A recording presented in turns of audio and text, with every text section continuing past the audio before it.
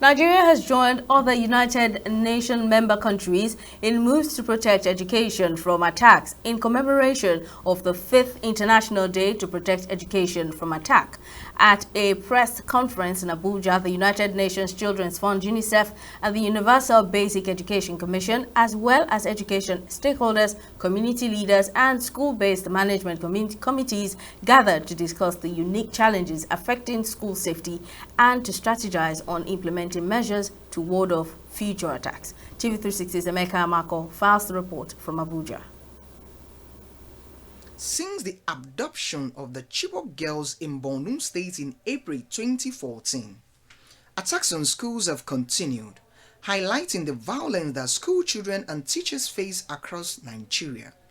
These attacks have led to mass withdrawal of children from school and numerous school closures. With the adoption of the theme for the 5th commemoration, renewed commitment to implement and ensure sustainable financing of safe schools in Nigeria, the federal government has underlined its reaffirmation to finance school safety programs and its operationalization.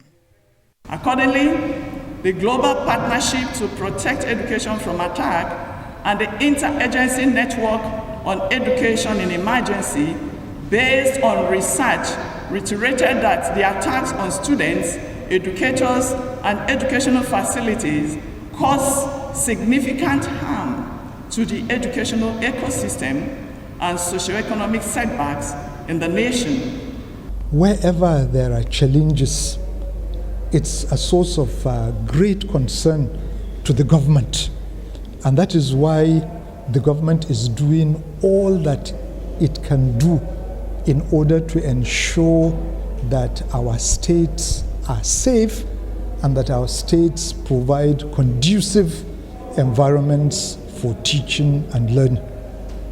For the implementing partners in UNICEF, an all-of-society approach is key to bolstering educational safety and restoring sanity in Nigeria's education sector. This collective action coming from the state, federal, state, local level is very, very important. But you know that scale of the problem is huge. There is a school attack across the countries, but our resources are very limited. So we need to engage more stakeholders, more policymakers, more practitioners, more communities, more parents, more children, and more developing partners to address these issues in Nigeria.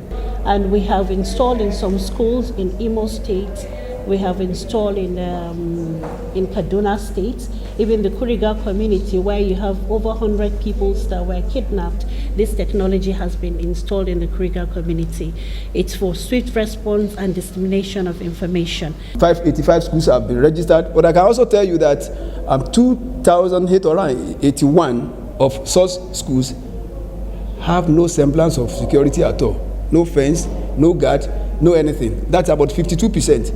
So we still have such issues. So they are still capitalizing on the vulnerability of our schools to do that. That is the only challenge that we have. And I think state governors, federal government, state governors, they have also been responding to ensure that they fence their school. Some have even gone ahead to also put cameras and all that. With the lingering insecurity in Nigeria, there are growing calls for joint action against threats against education in Nigeria to avoid the long-lasting consequences for communities and children access to learning.